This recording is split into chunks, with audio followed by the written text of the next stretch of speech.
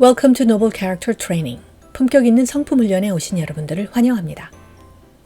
가장 강한 에너지는 사람의 행복을 생각하는 것. 데니스 홍 박사의 상상을 현실로 만드는 법. 두 번째 이야기. 로봇도 사람도 넘어져야 배운다. 버지니아 테크에서 UCLA로 옮기는 과정에서 나의 그런 모습은 온데간데 없이 사라졌다. 난생 처음 인생의 큰 고난에 부딪히니 혼이 빠지고 얼얼했다. 내 긍정의 힘이 좌절의 발밑에 깔려 힘을 쓰지 못했다. 하지만 나는 곧 알게 되었다. 그보다 더한 일도 생기는 게 인생이라는 것을. 사람들은 저마다 인생의 무게를 견디고 살아간다는 것을. 누군가는 그 고통을 이겨낸다는 것을. 내가 인생의 큰 고난을 경험하고 이겨낸 것은 정말 돈 주고도 못 살 값진 경험이라는 것을. 나 못지않게 인생에서 큰 고난을 이겨낸 이들이 많이 있다. 어린이들에게 꿈과 즐거움을 선사한 월트 디즈니도 그중 한 명이다. 1923년 애니메이션 스튜디오를 차린 월트 디즈니는 3년 만에 직원이 11명이나 되는 회사로 성장시켰다. 회사 이름도 월트 디즈니 스튜디오로 바꿨다. 1927년 월트는 이전까지의 만화 캐릭터와는 전혀 다른 행운 토끼 오스월드를 만들고 프로듀서인 찰스 민츠에게 유니버설 영화사와의 배급 논의를 맡겼다. 엄청난 성공이 목전에 다가온 순간이었다. 그때 찰스 민츠가 다른 애니메이터들을 부추겨 스튜디오를 새로 차리고는 오스월드 캐릭터로 만화를 제작해 유니버설의 배급권을 팔아버렸다. 한순간 월트는 그간에 이룬 모든 것을 잃고 말았다. 믿었던 사람한테 배신당하고 피땀 흘려 창조한 캐릭터마저 빼앗겨 버렸다. 굳게 믿었던 인생의 멘토로부터 배신당하고 11년간 만든 로봇을 뺏긴 나처럼. 인생의 크나큰 절망 속에서 월트는 어떻게 했을까? 그는 좌절하고 포기하는 대신 메모지와 펜을 꺼냈다. 새로운 캐릭터를 만들기 시작했다. 그렇게 탄생한 캐릭터가 바로 미키 마우스이다. 오늘날까지도 전 세계인의 사랑을 받고 있는 귀엽고 사랑스러운 미키 마우스는 월트 디즈니사를 상징하는 동시에 애니메이션의 대명사가 되었다. 반면 찰스 민츠는 그 역시 배신을 당해 빈털터리가 되고 말았다. 신기한 것은 오스월드 캐릭터를 기억하는 사람이 그리 많지 않다는 사실이다. 월트 디즈니사는 2006년 오스월드의 캐릭터 판권을 사들였다. 80여 년 만에 오스월드는 그가 태어난 곳으로 돌아왔다.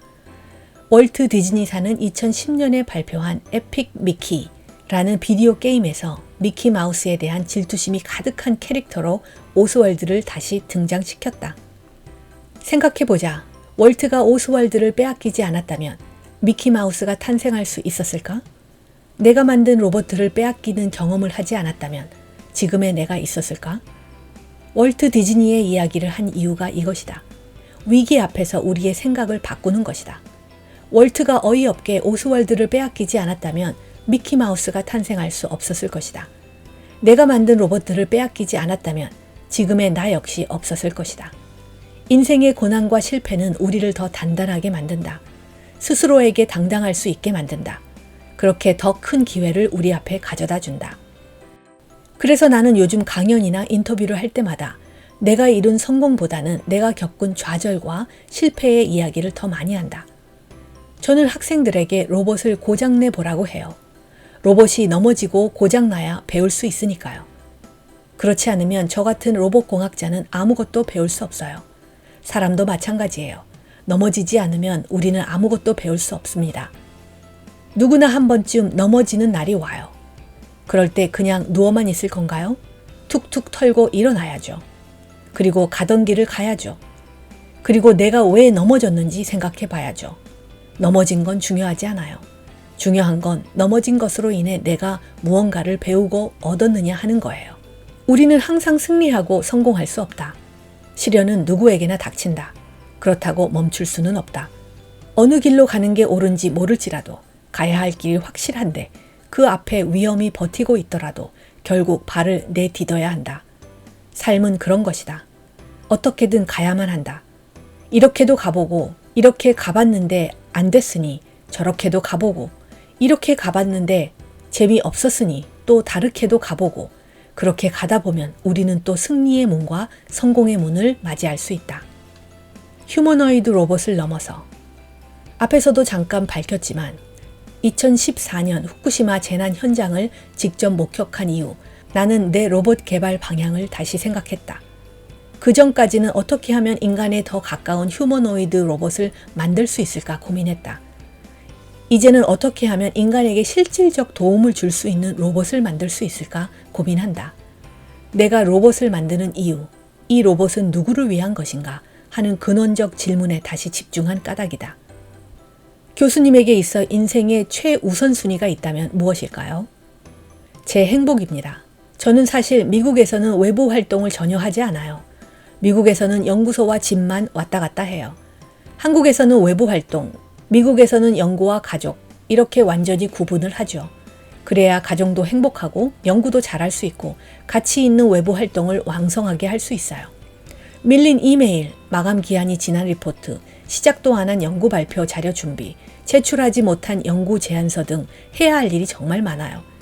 그렇더라도 저는 집에서 맛있는 요리를 만들어 가족들과 같이 즐겁게 먹고 아이들과 스타워즈 놀이를 하고 사람들과 만나서 이야기를 나누고 조용히 산책을 하며 하루를 돌아보는 일을 절대 빼놓지 않아요. 그래야 제가 행복하니까요. 저는 해야 할 일이나 하고 싶은 일을 먼저 하지 않습니다. 그런 것들을 모두 포함해서 제 행복의 중요한 순서대로 선택하고 있어요. 일의 우선순위를 두다 보니 어느 순간 정작 제가 하고 싶은 일들은 하나도 못하게 되더라고요. 결국 저는 행복을 위한 삶의 밸런스를 가장 중요하게 생각합니다. 로봇 연구로 바쁘신 와중에도 특별히 계속 한국을 찾으시는 이유가 있으신지요? 한국에서도 유명 인사가 되셔서 그로 인해 불편한 점도 생기셨을 텐데요. 솔직히 처음에는 신나고 재미나서 한국을 찾았어요. 최신 로봇 기술을 한국에 소개하고 청소년들에게 용기를 심어주고 싶어서요. 하지만 차츰 이름이 알려지고 길거리에서 저를 알아보는 사람이 생기니까 기분이 좋았어요. 와, 데니스 홍이다. 로봇 박사님이다. 하고 외치고 같이 사진을 찍자고 하고 사인을 해달라고 하니까 신이 났어요. 어린아이들이 많은 행사에서는 아이돌 같은 인기를 누리기도 했어요. 진짜 연예인이 된 기분이었어요. 그러던 어느 날 세수를 하다가 거울에 비친 제 얼굴을 보고 깜짝 놀랐어요. 거울 속에는 내가 아니라 웬 거만한 남자가 있더라고요. 소름이 돋았어요.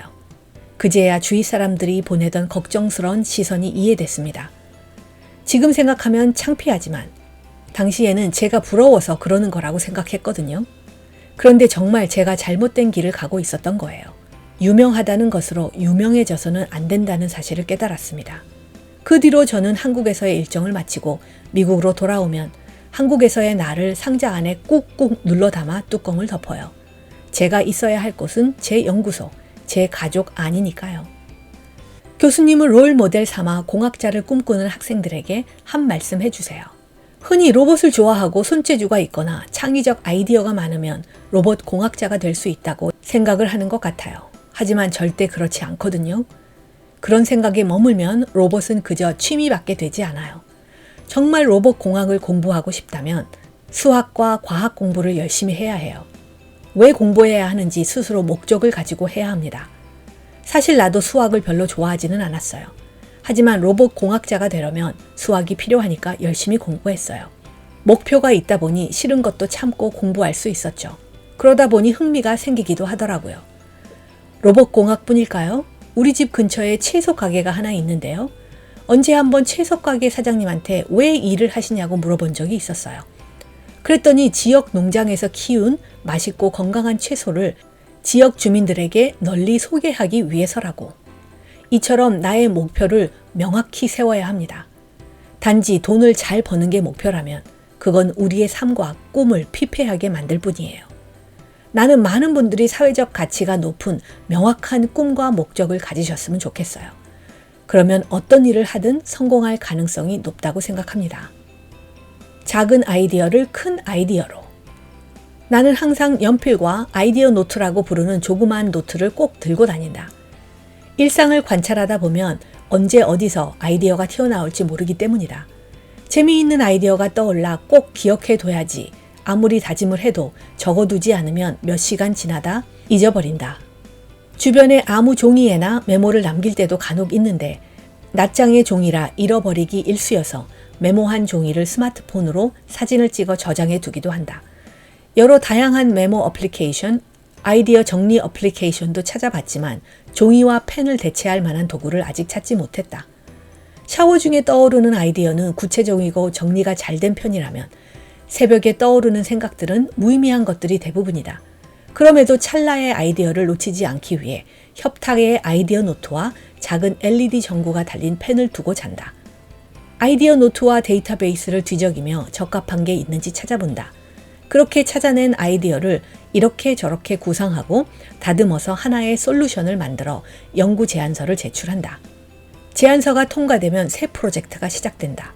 작은 아이디어가 많은 사람을 이롭게 하는 기술로 가치를 얻게 되는 것이다.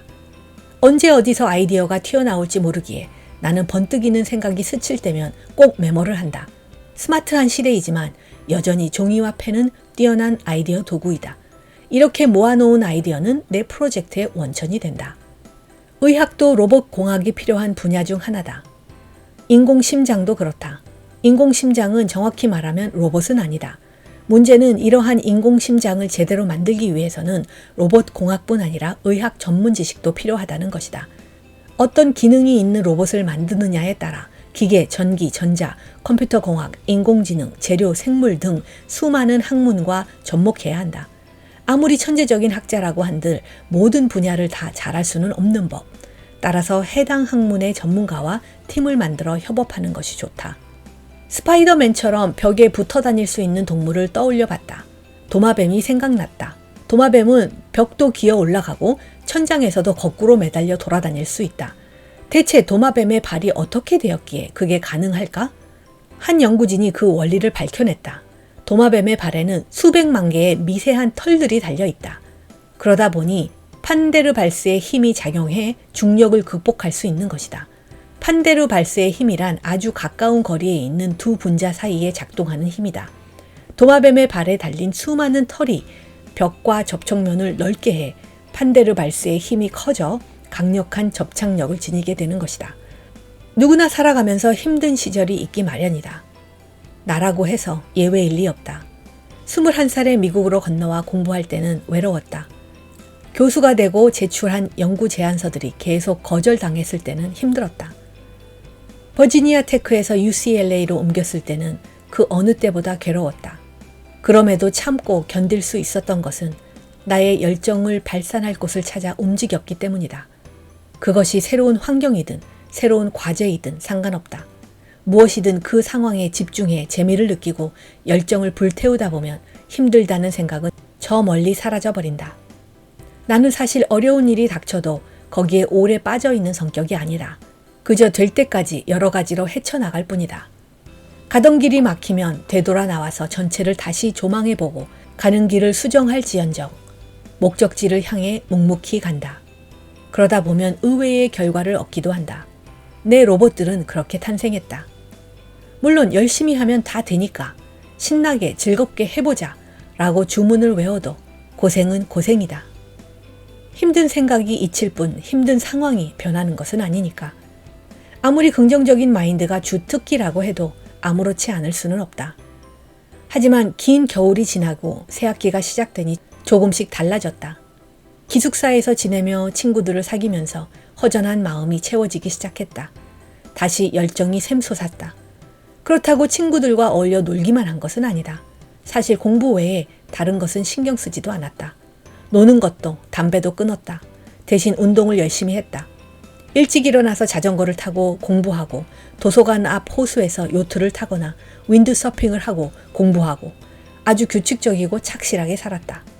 슬럼프에 빠져들 시간도 없었다.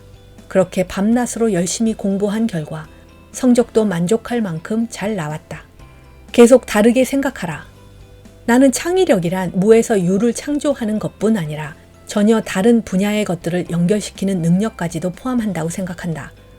문제를 다른 방식으로 접근해 풀이해 보거나 전혀 다른 분야의 것에서 영감을 얻어 새로운 것으로 탈바꿈시키는 것도 창의력이다.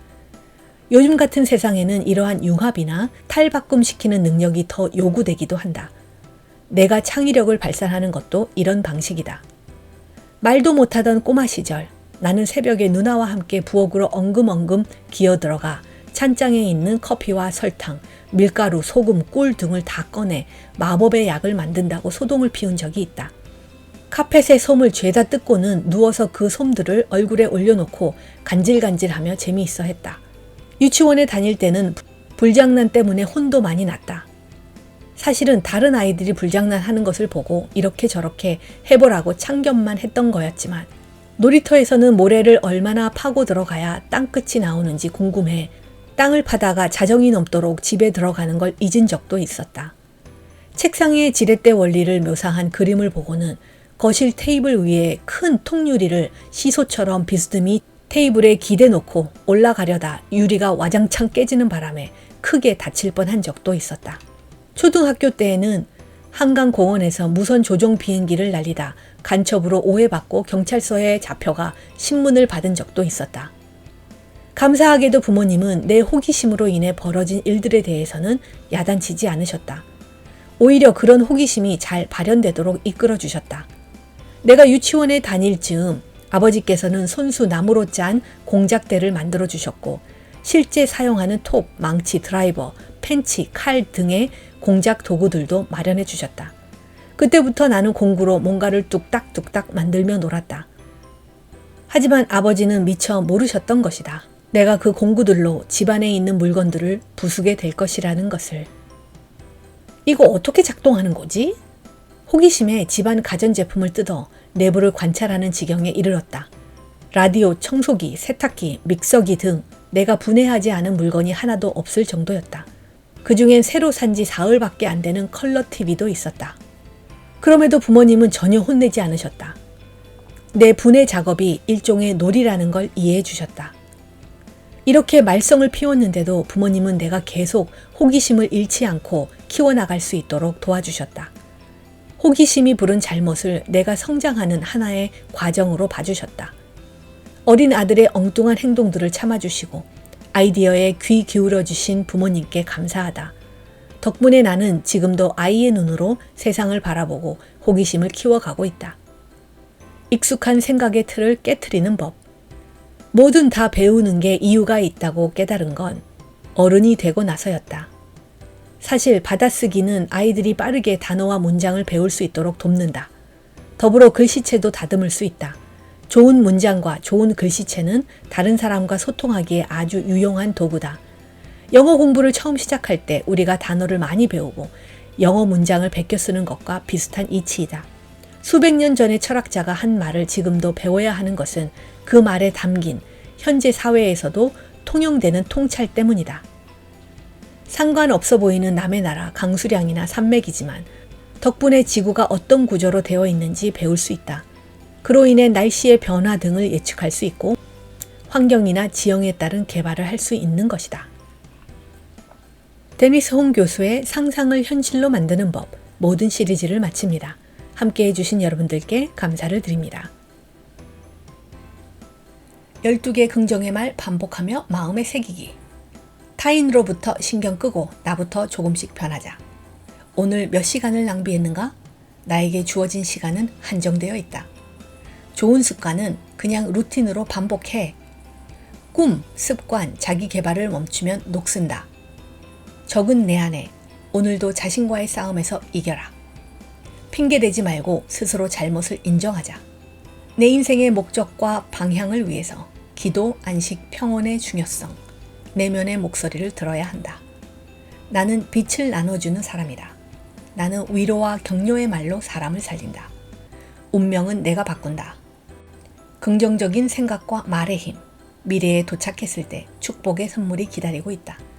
믿으라, 반드시 멋진 날이 온다.